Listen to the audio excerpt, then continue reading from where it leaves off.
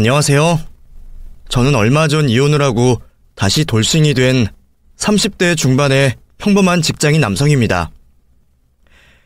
아들이라 딸처럼 살갑지도 못하고 늘 속만 썩이던 자식이 결혼 생활마저 잘하지 못하고 이혼을 하게 된 것이 어머니에게는 무척 죄송스럽지만 사실 저는 저의 이혼에 그리 큰 후회는 없습니다. 차라리 결혼을 하지 말 걸 그랬다는 생각은 들지만 그런 여자를 도저히 참고 살 수는 없었거든요. 제가 사람을 잘못 봐도 너무 잘못 봤던 건지 모르겠지만 처음 제가 결혼을 결심하게 했던 제 여자친구와 결혼 생활을 했던 제 와이프는 너무 다른 사람이었던 것 같습니다. 안타깝게도 이혼으로 저희 관계는 끝나버리기는 했지만 연애 시절에는 그만한 사람이 없었습니다. 정말 착하고 배려심 많고 늘 저를 우선으로 챙겨주고 걱정해주는 정말 좋은 여자였거든요. 넉넉하지 않은 가정집안에서 장녀로 고생하며 자란 탓인지 다른 여자들처럼 명품백 같은 것도 바라지 않고 비싼 레스토랑 가자는 말 한 번 없이 검소하고 알뜰살뜰했던 그녀는 제 눈에는 완벽한 신부감이었습니다. 그런 여자라면 결혼해서도 별 걱정이 없을 것 같았고 아무리 힘든 상황에서도 같이 잘 위기를 이겨낼 수 있을 것 같았거든요. 저한테는 최고의 신부감이었지만 사실 남들 보기에는 아니었을지도 모릅니다.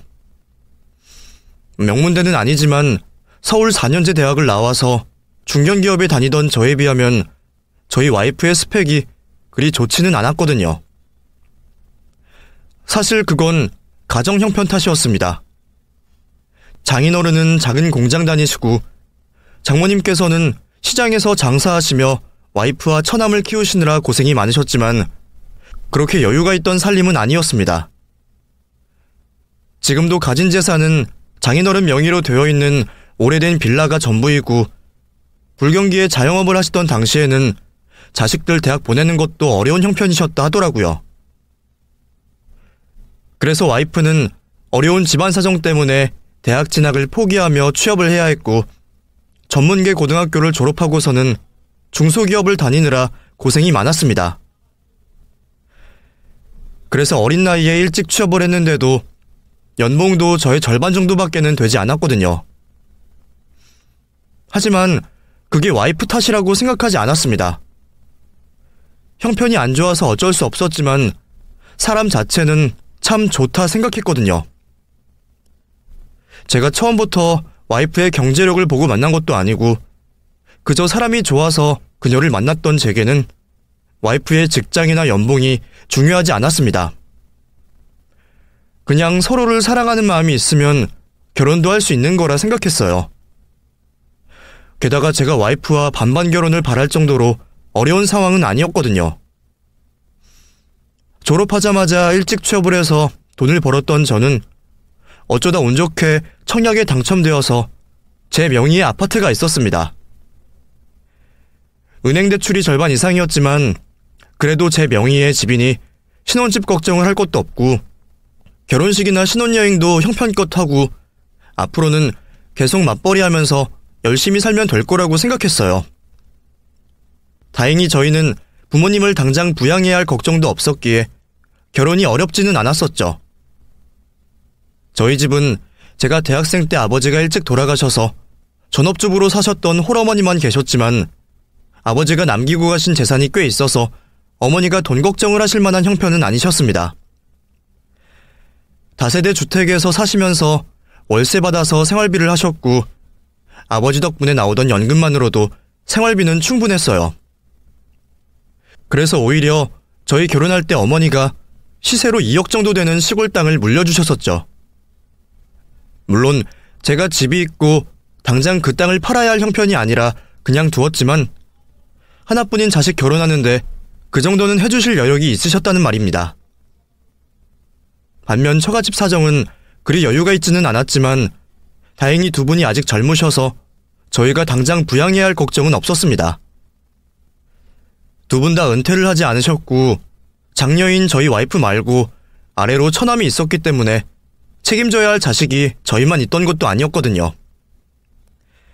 노후 준비는 아직 하지 못하셨지만 저희가 결혼할 때 돈 받지 않기로 했으니 그만큼 부담은 덜하실 거라 생각했습니다.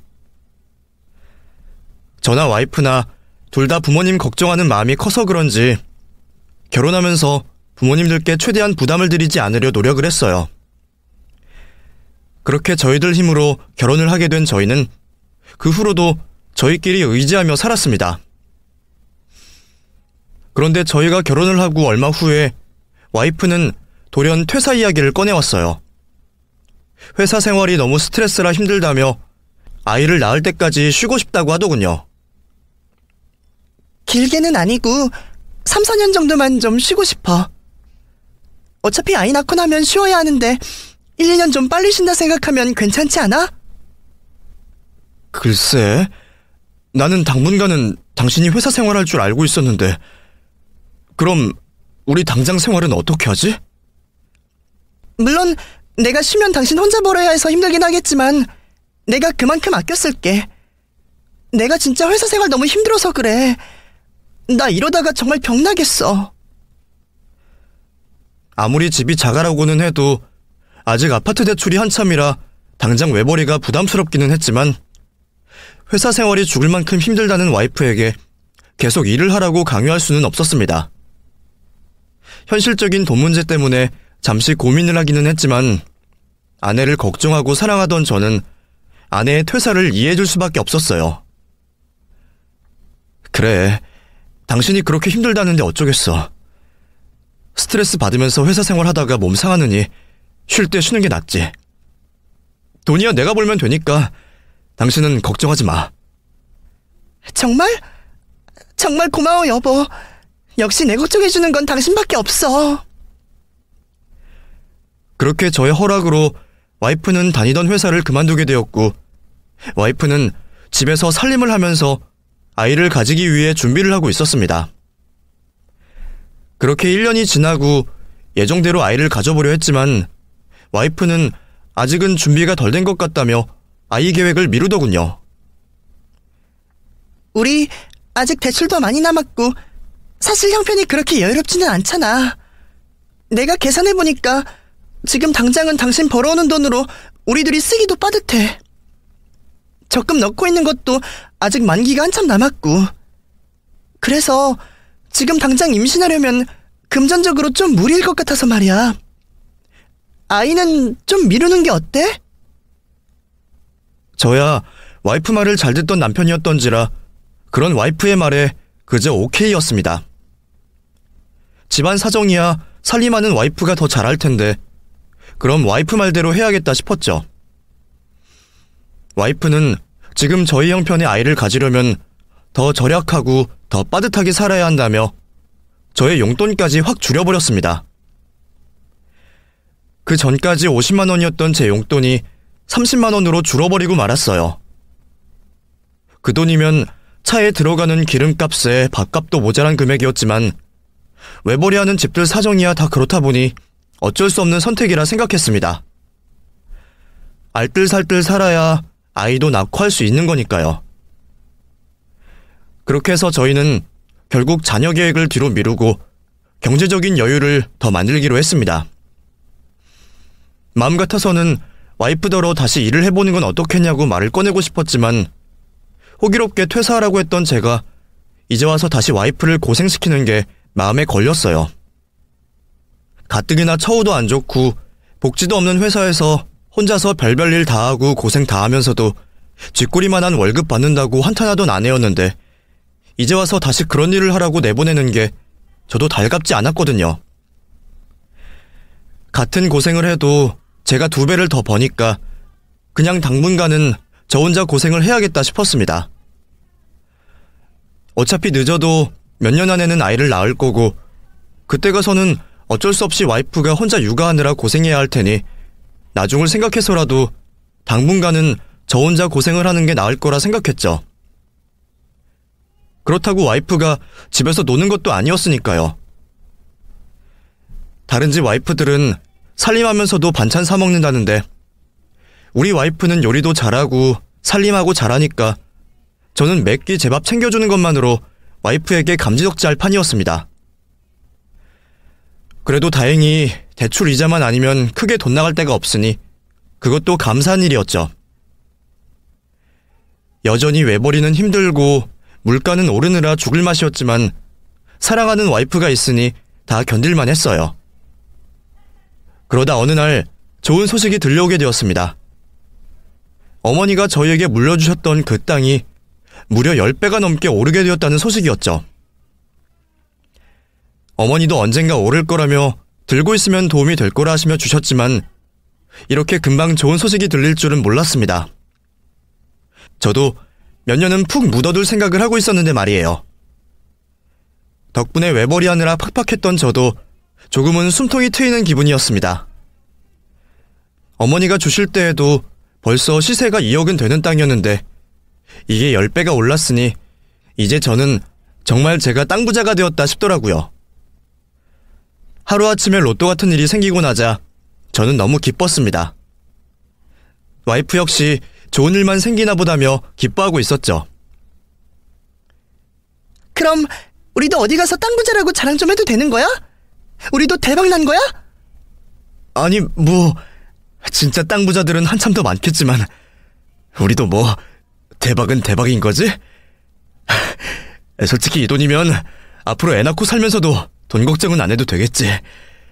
세상에, 그 시골 땅이 이렇게 떡상하게 될 줄 누가 알았겠어. 어머니가 괜히 오를 거라고 그렇게 말씀하신 게 아니셨어.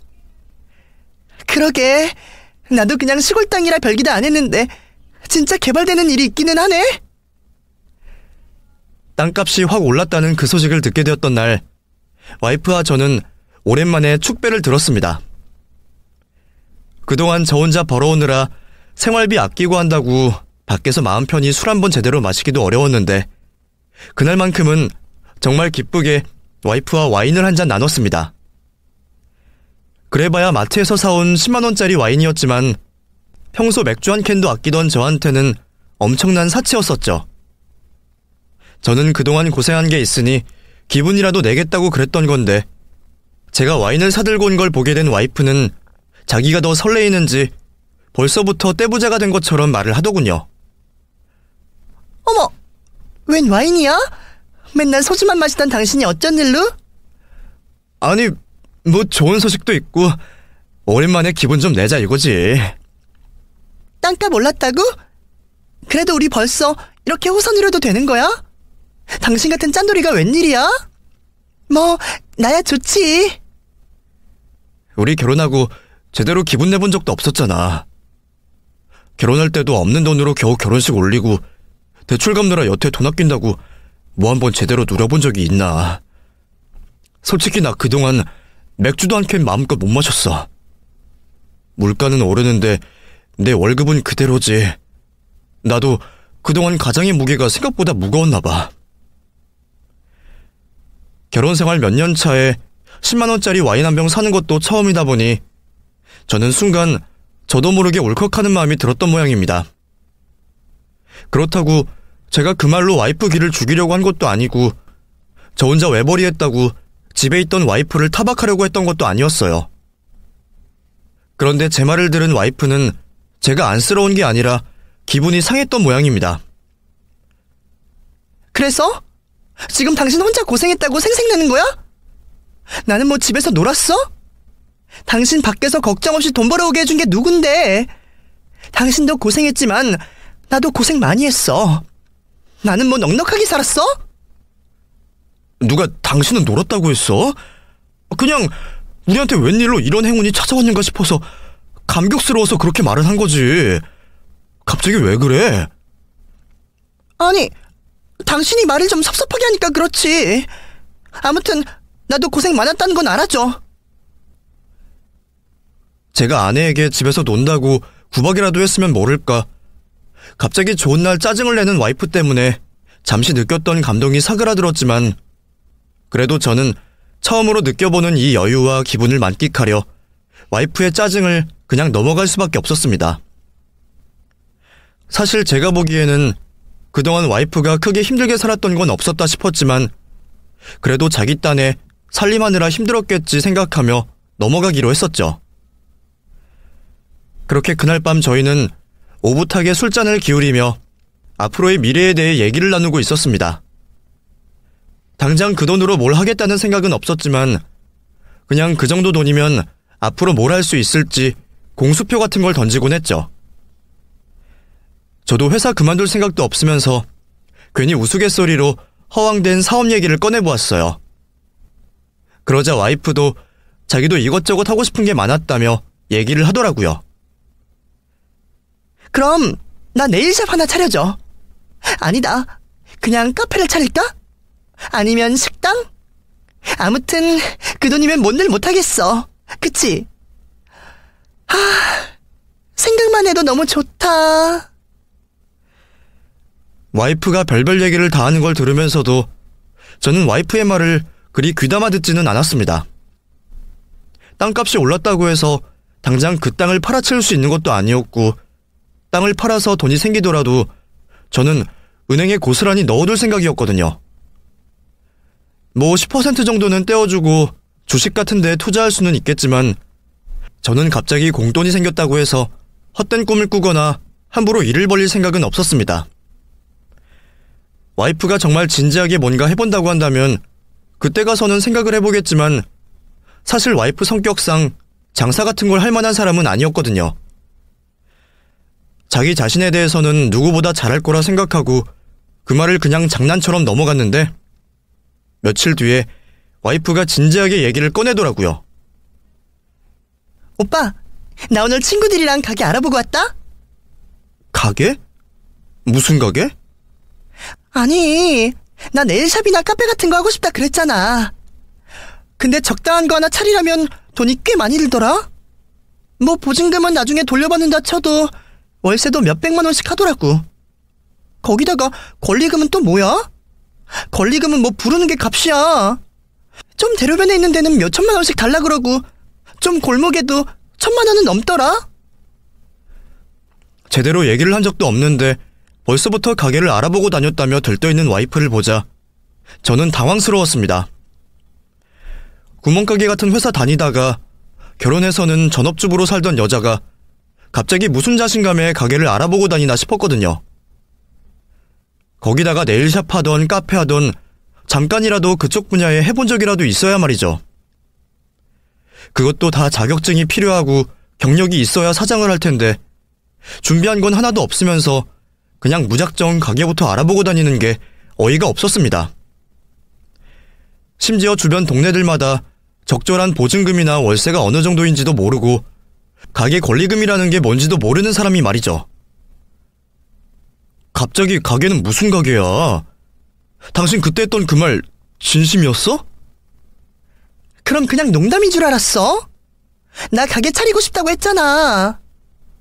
아니, 당신이 뭘 할 줄 아는 게 있다고 가게를 차려. 네일샵 그거 하려면 뭐 배우고 자격증 필요한 거 아니야? 당신 그림도 그릴 줄 모르는데 그 작은 손톱에 뭘 바를 수는 있어? 당신 똥손인 거 사람들이 다 아는데 무슨 네일샵이야.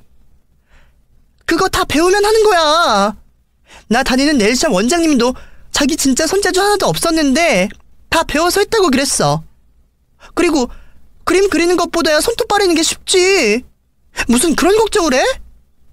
뭐 안 되면 카페 차리면 되지. 카페는 쉽잖아. 카페는 뭐가 쉬워.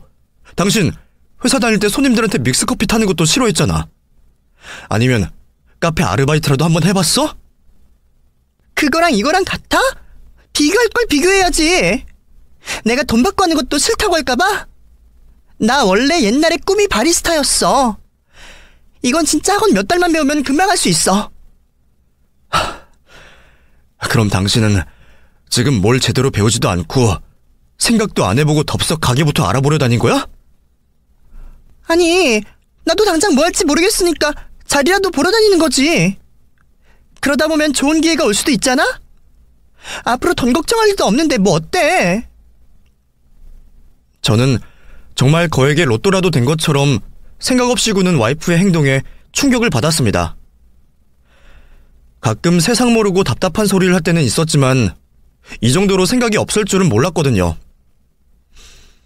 여태 집에서 살림 잘하던 사람이 갑자기 왜 이러는지 저는 알 길이 없었습니다. 사람이 갑자기 큰돈이 생기면 언감생심, 딴 생각이 드는 건지 싶었죠. 저는 와이프가 더 다른 생각을 하기 전에 와이프를 진정시켜야겠다 싶었어요. 게다가 정말 준비가 되어 있다면 가게 정도야 차릴 수도 있는 거지만 지금처럼 공돈이 생겨서 흥청망청 쓰겠다는 생각은 초장에 지워야 되겠다 싶었죠. 당신은 우리가 뭐 로또라도 된 줄 아는 거야? 아직 그 땅 팔리지도 않았어. 근데 뭐 벌써부터 가게를 알아보고 다닌다고 그래? 갑자기 웬 헛바람이 들어서 이러는 거야? 헛바람이라니? 나도 기회되면 항상 내 가게 차리고 싶었다니까? 기회는 준비된 사람한테 찾아오는 거지. 그런데 당신은 아직 아무 준비도 안 되어 있잖아. 그동안 집안 살림 잘하고 잘 지내더니 갑자기 왜 그래? 그럼 당신은 내가 평생 집에서 살림만 하고 살았으면 좋겠어? 나도 내 일 하고 싶다고. 나도 당신이 벌어오는 돈으로 눈치 보면서 쓰는 것도 지긋지긋해. 제 말에 지긋지긋하다며 화를 내는 와이프의 대꾸에 저는 황당할 수밖에 없었습니다. 그동안 쥐꼬리만한 월급 받아온다고 괜히 눈칫밥 먹었던 게 누군데 저보다 용돈도 많이 쓰는 사람이 대체 무슨 제 눈치를 봤다는 건가 싶더라고요. 전업주부라도 돈 쓸 곳은 있을 거라 생각해서 괜히 제 눈치 보지 말고 쓰라고 전업주부 하는 사람한테 용돈 쥐어주고 저는 그 반도 안 되는 돈 가지고 커피 한 잔 아껴가며 지냈는데 말이죠. 고생을 했으면 같이 했을 것이고 눈치를 봤어도 서로 봤어야 하는 건데 저번부터 자꾸 자기 고생한 말만 하는 와이프가 섭섭했습니다. 그동안 돈 가지고 바가지 긁고 싶지 않아서 생활비 빵꾸난 걸 보고도 별말 안 했었고 부부 사이에 돈 때문에 싸우기 싫어서 와이프가 사고 싶다는 건 웬만한 건 다 사게 해줬는데도 저는 결국 돈도 못 벌어오고 와이프 눈치나 주는 남편 취급을 받아야 했습니다. 오히려 돈이 생기고 싸우게 된 이 상황이 저는 참 난감하기만 했습니다. 그리고 그 와중에 누구 덕에 그 돈이 생긴 건지도 모르는 건지 그 비싼 땅 물려주신 저희 어머니 얘기는 한마디도 꺼내지 않는 와이프가 실망스러웠습니다. 사람이 돈 앞에서 본심이 드러난다더니 정말 이게 와이프의 본심일까 싶더군요. 당신 진짜 너무한다. 내가 그동안 뭘 그렇게 못했어? 당신이 부러워하는 그 잘난 집 남편들처럼 연봉 몇 억씩은 못 되었지만 나 정말 열심히 살아서 돈 벌어왔어. 괜히 나이만 먹고 연차만 쌓인 고인물 소리 듣기 싫어서 노는 시간에도 공부하고 노력하고 위에서 까이고 밑에서 치여도 집에서는 불평 한마디 안 하고 지냈다. 근데 당신은 그동안 당신 혼자 고생한 것밖에 기억이 안 나. 우리 같이 고생했으면 같이 행복할 생각을 해야지. 어떻게 당신 생각만 하고 있어. 그리고 당신은 며칠 동안 가게 알아보러 다니는 와중에 우리 어머니 생각은 안 들디? 감사하다는 전화는 했어? 뭐? 그렇다고 지금 당장 땅을 판 것도 아닌데 감사 전화를 왜 해? 땅값이야 떨어질 수도 있는 거지. 어머니가 땅값 올린 것도 아닌데 벌써부터 그럴 필요 있어? 그래도 그런 궁리할 시간에 감사 표시 정도는 해야지. 그럼 나중에 땅 팔면 뭐 해드릴 생각이었는데? 돈 생기면 어머니한테 뭐라도 해드리자고? 왜? 뭐 해드리기 싫어? 뭐 대단한 걸 해드리지는 못해도 용돈 정도는 드릴 수 있잖아. 사실 이 얘기는 천천히 하려고 그랬는데 말 나온 김에 할게. 그동안 우리 어머니한테 받기만 했으니까 이제라도 어머니한테 용돈 100만 원씩 드리자. 사실 그 생각은 전부터 쭉 하고 있었던 생각이었습니다. 여태까지야 아파트 대출 갚는다 뭐한다 하면서 돈이 없다는 핑계로 용돈 한번 제대로 못 챙겨드렸지만 이제 무려 20억이 생겼는데 매달 용돈 못 챙겨드릴까 싶더군요. 그것도 어머니 덕에 생긴 돈이니 당연히 그 정도는 해드려야 한다 생각했습니다. 20억을 그대로 은행에 정기예금으로 넣어두어도 이자가 2천만 원 가까이 된다는데 그럼 이자만 따져도 월에 100만 원씩은 어머니에게 드려야 최소한의 도리라고 생각했었죠.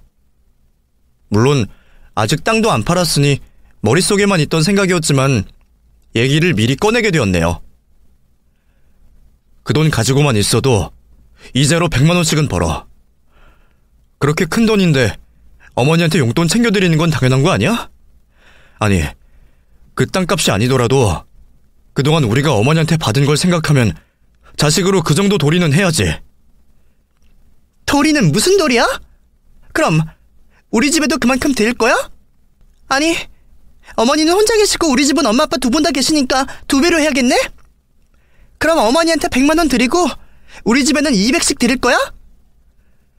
그렇게 드리고 싶으면 당신이 가게 차려서 번 돈으로 챙겨드리면 되지. 나는 어머니한테 땅 받은 보답하자는 거잖아.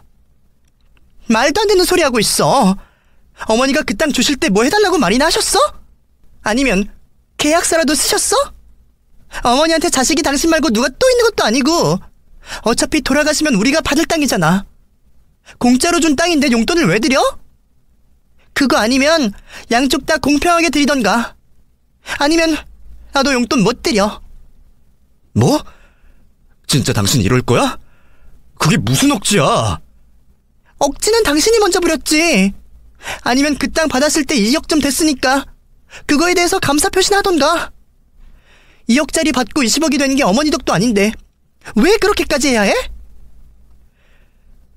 저도 자기 생각밖에 안 하는 와이프에게 화가 나서 의중이라도 떠보려고 어머니 용돈 얘기를 꺼냈지만 설마 그 사람이 그렇게 단칼에 거절을 할 줄은 몰랐습니다. 가게 알아본다며 월세 몇백은 당연하게 생각하면서 어떻게 저희 어머니한테 드리는 용돈 100만 원을 싫다고 할 수가 있을까요? 그 사람이 조금이라도 생각이 있고 저희 어머니한테 감사한 마음이 있는 사람이었으면 그런 소리는 할 수 없었을 겁니다. 그러나 제 와이프는 그 땅값이 오른 게 어머니 덕이 아니라면서 저희 어머니에게 드리겠다는 용돈 100만 원도 아까워하고 있었습니다. 100만 원이라는 돈이 저희에게 적은 돈은 아니지만 정말 땅을 팔아서 20억이 생기면 그 정도가 어려운 일도 아닐 텐데 말이죠. 그런 와이프에게 실망은 들었지만 아직 벌어지지도 않은 일로 와이프와 싸우고 싶지는 않았습니다. 사실 저도 아직 돈도 없는 상황에 조금은 홧김에 억지를 부렸으니 와이프도 그게 짜증나서 그런 말을 했을 거라 생각하고 싶었거든요. 제가 가게 구할 생각할 거면 어머니 용돈을 드리자고 그래서 기분이 상해서 그런가 보다 생각하며 그래서 나중에 다시 얘기를 해봤지만 돌아오는 대답은 매한가지였습니다. 그럼 나중에 진짜 땅 팔고 20억 생기면 그때도 진짜 용돈 안 드릴 거야? 그 얘기를 왜 또 하는 거야? 저번에 말도 안 되는 소리 하지 말라고 내가 말 안 했어? 뭐? 그 말 진심이야? 그럼 농담인 줄 알았어? 왜 이러는 거야 정말? 아니, 어머니가 우리가 그 용돈 안 드린다고 뭐가 부족하시다고 해? 집 있고 그 집에서 월세 따박따박 나오고 그 돈으로 자식들한테 손 안 벌리고 잘 사시는데 뭐가 걱정이야? 그건 그거고 이건 이거지. 애초에 어머니가 우리 결혼할 때 우리한테 집 안 물려주시고 땅만 주셨을 때 난 좀 서운했어. 이 집도 당신이 운 좋아서 된 건데 대출금 걱정도 안 하시고 돈도 안 되는 시골 땅만 덥석 던져주셨잖아. 돈이 되려면 지금 어머니 사시는 그 집값이 수배는 더 들 텐데 그건 당신 죽을 때까지 들고 계시겠다고 안 주셨던 분이야. 그럼 그걸로 자식 부모 간의 도리 끝내겠다는 거 아니야? 아니, 그건 우리 어머니가 자식들한테 손 안 벌리고 노후 준비하신 거지. 그게 무슨 부모 자식 간의 도리를 끊는 거야? 그니까 어머니가 알아서 사시겠다고 그렇게 하신 거잖아. 그럼 됐지? 저희 어머니가 당신이 알아서 세 받고 연금 받으며 생활하신 걸 가지고 자식들이 도리를 할 필요가 없다며 와이프는 여전히 생각이 같아 보였습니다. 그제서야 저는 와이프의 말이 홧김이 아니라 진심이었다는 걸 알게 되었죠. 설마 했지만 와이프의 이기적인 속내를 알게 된 그 일로 와이프에게 실망을 하고 적지 않은 충격을 받을 수밖에 없었습니다. 그렇다고 그 일로 이혼을 할 수도 없고 저는 와이프에게 실망한 채로 참을 수밖에 없었죠. 그러다 몇 달 뒤 장인어른의 생신을 맞아 처갓집에 가게 된 저는 저만 몰랐던 충격적인 상황을 마주하고 말았습니다. 처갓집에 들어갈 때부터 못 보던 새 차가 한 대 놓여있길래 뭔가 궁금했더니 알고 보니 그게 장인어른의 차였더군요. 내가 자식 잘 둔 덕분에 이런 호강을 다 해보네. 우리 큰딸 덕분에 내가 저런 차도 다 타보고 내가 자식 농사 하나는 잘 지었어. 우리 딸 보람아 고맙다. 장서방도 고마워. 그 땅값 올랐다고 그 돈으로 샀다며? 예? 그게 무슨 말씀이세요? 여보, 밖에 있던 새 차가 설마 장인어른 거였어? 내가 말 안 했었나? 아빠 생신 선물로 내가 차 바꿔드렸어. 당신한테 말했다는 걸 깜빡한 모양이다. 미안. 어쩐지 그의 생신 선물은 뭘 해드려야 할지 고민하는 제게 신경 쓸 필요 없다 하더니 저 몰래 이런 깜짝 선물을 꾸민 모양이었습니다. 남편이랑 상의 하나 없이 장인어른 생신 선물로 수천만 원의 차를 산 와이프의 배짱에 저는 혀를 내두를 수밖에 없었죠. 당장 제가 타고 다니는 차만 해도 언제 퍼질지 모를 고물인데 남편은 고쳐가며 타는 중고차를 두고 장인어른 차를 바꿨다는 게 어이가 없었습니다.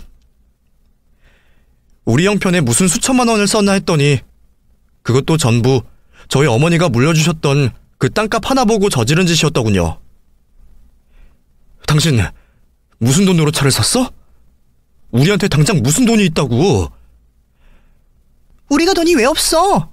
20억이 넘게 생기는데. 그 돈에서 몇 천만 원 빼봤자 뭐 크게 달라져? 당신 말대로 은행에 묶어만 놔도 이자가 2천이라며. 당장 팔지도 않은 땅인데 무슨 소리야? 팔면 되지 뭘 그래. 아무튼 우선은 내 카드 긁었어. 할부 최대로 해서 샀으니까 천천히 갚으면 되는 거지. 그 사이에 땅 팔고 갚으면 되잖아? 안 그래? 뻔뻔한 와이프의 대꾸에 저는 할 말을 잃어버렸습니다. 그 이자만큼 저희 어머니한테 용돈 챙겨드리자고 할 때는 싫다고 딱 잡아떼던 사람이 자기 부모님한테는 돈 아까운 줄을 모르더군요. 순간 저는 별별 생각이 다 들기 시작했습니다. 사실 저도 10배나 오른 땅값을 두고 처갓댁에 입싹 닫을 생각은 아니었어요. 그동안 저희 어머니보다 처갓집을 챙기면 더 챙겼던 저였으니 저희 집에 용돈을 드린다면 처갓집도 드리고 뭐라도 필요한 게 있으시면 챙겨드릴 생각이었어요. 그게 자식된 당연한 도리였으니까요. 그런데 와이프의 행동은 도저히 이해할 수가 없었습니다. 우리 어머니 덕에 번 돈으로 용돈 드린다는 건 아깝다면서 벌써부터 처갓집에만 갖다주는 행동은 누가 보더라도 이기적이고 못돼먹은 짓이라고 느껴질 행동이었죠. 사람이 어떻게 이럴 수가 있는지 저는 이기적인 와이프의 행동에 기가 막혔습니다. 그래도 내가 사랑하던 사람이고 결혼해서 동반자가 되었으니 어떻게든 이해해보려고 노력했지만 저희 어머니에게 받을 것 다 받아놓고도 고마워하는 법 없이 엄한 곳에다가 절하는 아내를 도저히 이해할 수 없었습니다. 그래서 제가 그 순간 이혼 생각이 간절하게 생각났던 게 그냥 홧김은 아니었죠. 그동안 부부싸움을 하고 와이프가 무슨 소리를 하더라도 이혼 생각은 든 적이 없었는데 저는 그날 처음으로 이 사람과 헤어질 수도 있겠다는 생각을 하게 되었습니다. 그래도 남의 잔칫날 깽판 칠 생각은 없던 저는 그날 처갓집에서는 아무 말 없이 장인어른의 생신을 축하드렸습니다. 어쩌면 그게 제가 마지막으로 축하해드리는 자리가 될 수도 있겠다 싶었거든요.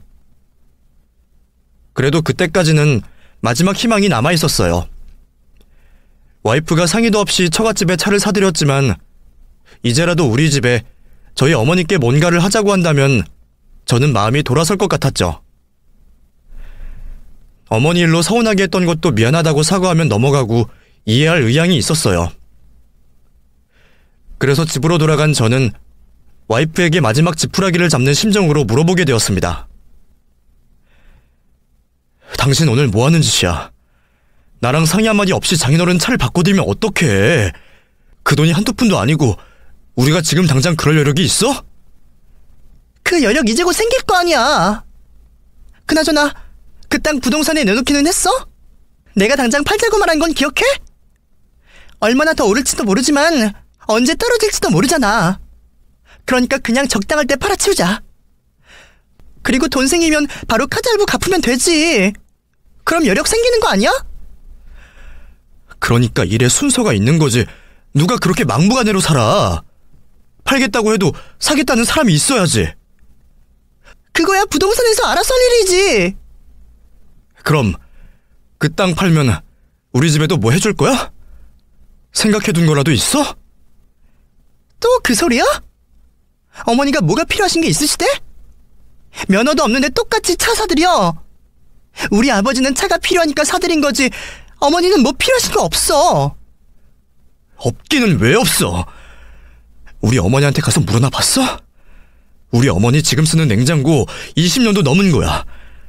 TV도 워낙 구형이라 화면이 잘려서 보이신다고 하시고. 그런 얘기 나올 때는 아직 쓸만하다고 말하며 못 들은 척하던 사람이 은퇴한 장인어른 차 바꾸는 건 너무 쉽게 결정하네? 그럼 그거 진짜 다 바꿔드리게? 그게 돈이 더 들겠다. 당신 말대로 우리 아빠는 이제 막 은퇴하셨잖아. 은퇴하시고 가뜩이나 기죽어 계시는 아버지한테 선물 하나 못해? 어머니는 뭐 평생 집에서 살림만 하시다가 돌아가신 아버님 덕분에 그 정도 사시는 건데 뭘 그렇게 바라시는데? 뭐? 당신 지금 말 다 했어? 그럼 당신도 집에서 살림만 하니까 앞으로 뭐 바라면 안 되겠네?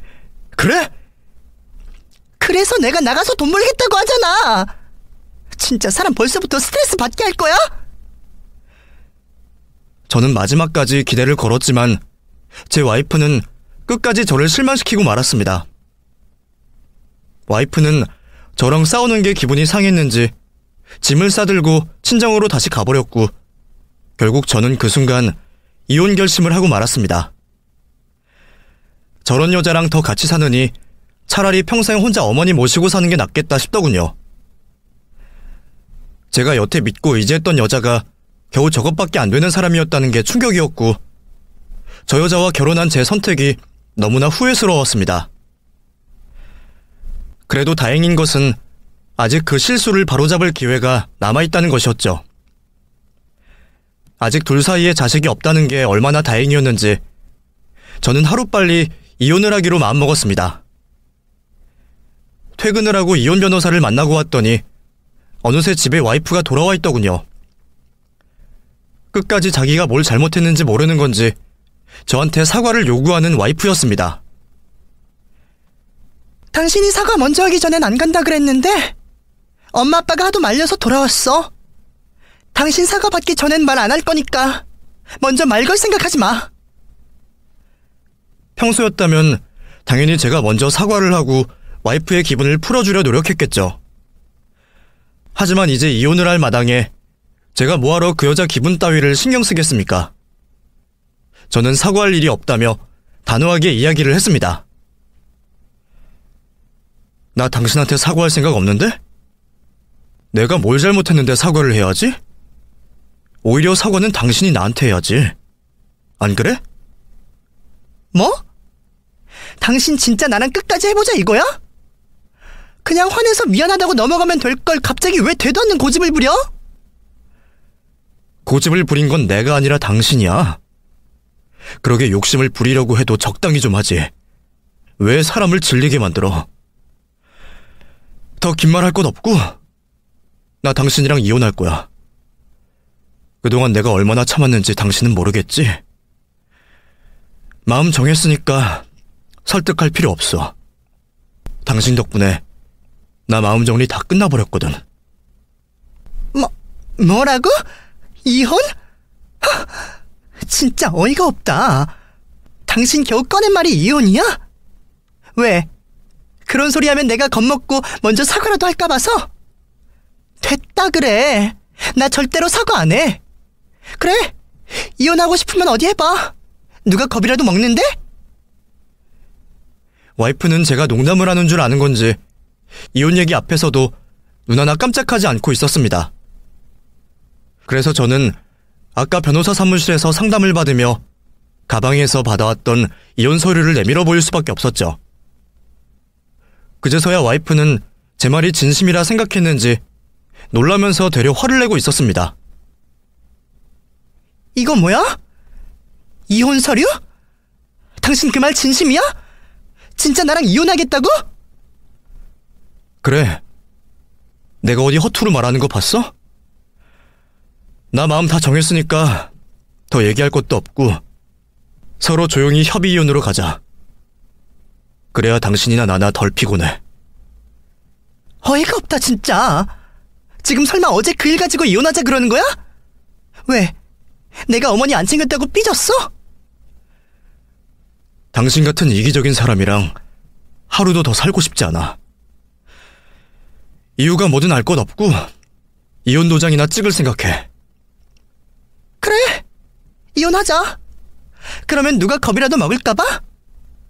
나도 당신 같은 쫌생이랑 못 살아. 어차피 돈도 생겼으니 그거 딱 반 갈라서 이혼해. 돈을 왜 갈라? 그 땅이 당신 땅이야? 부부 재산은 다 재산 분할해야 하는 거 몰라? 그럼 설마 당신 그 땅 나랑 나누기 싫어서 이혼하자 그러는 거야? 당신이 먼저 이기적으로 굴었잖아. 어머니 덕분에 돈 벌었으면서 친정만 챙기는 당신 꼴 보기 싫어서 그런다. 근데 그런 내가 당신한테 그 땅을 왜 갈라줘? 아, 당신 아직 모르는구나. 미안한데 그 땅 아직 어머니 명이야.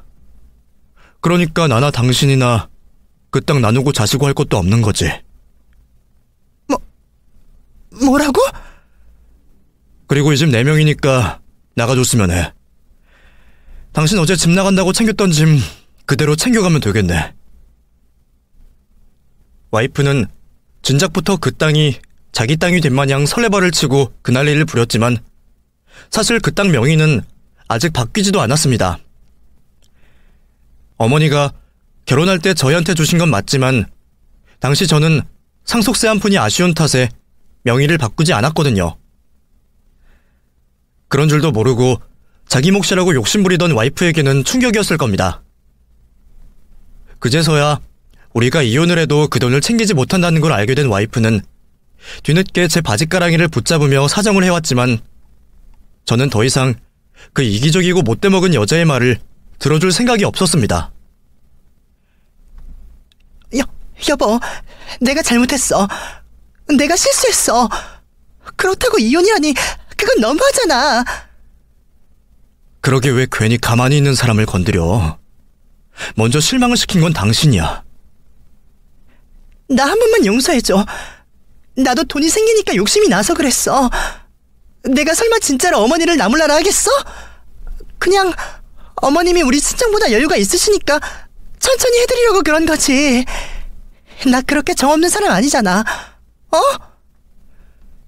아니, 당신 그런 사람이야.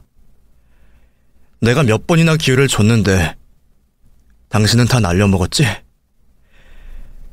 그러니까 나 당신이랑 긴 말하기 싫어. 앞으로 변호사 통해서 얘기하자. 얼른 내 집에서 나가. 그렇게 와이프는 제 명의의 집에서 쫓겨나게 되었고 그 후로 저는 와이프와 이혼 소송을 진행하게 되었습니다. 서로 편하게 협의 이혼을 하자 그랬더니 그 욕심 많은 여자가 끝까지 저를 쉽게 놔주지 않더라고요. 어떻게든 자기 기여를 따져가며 제 돈을 뜯어내려는 그 여자에게 정말 오만정이 다 떨어지고 말았습니다. 하지만 그렇다고 한들 자식도 없고 결혼 생활도 짧은 저희 사이에 계산할 게 많지는 않았죠. 그동안 제가 외벌이로 지냈고 집 명의도 제 것이었기에 저희가 나눌 만한 재산은 많지 않아서 다행일 뿐이었습니다. 그렇게 저는 와이프와 이혼을 하게 되었고 아직 대출금이 얼마 남은 그 집에서 저는 혼자 지내게 되었습니다. 어머니는 제가 결국 이혼을 한 것을 아시고 속상해하셨지만 제 결정을 늘 따라주시는 분이셔서 그런지 별 말씀은 하지 않으셨어요.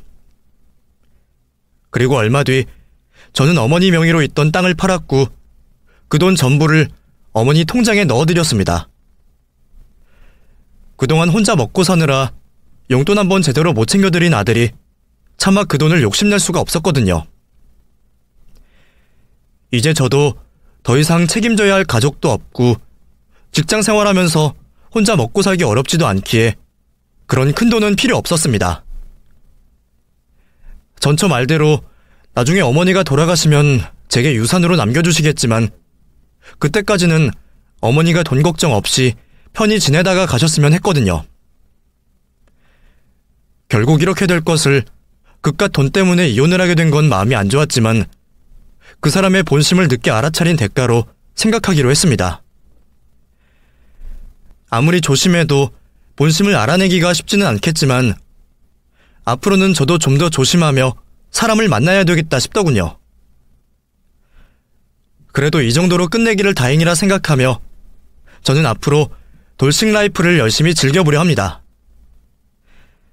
그럼 제 이야기를 여기서 마치겠습니다. 감사합니다.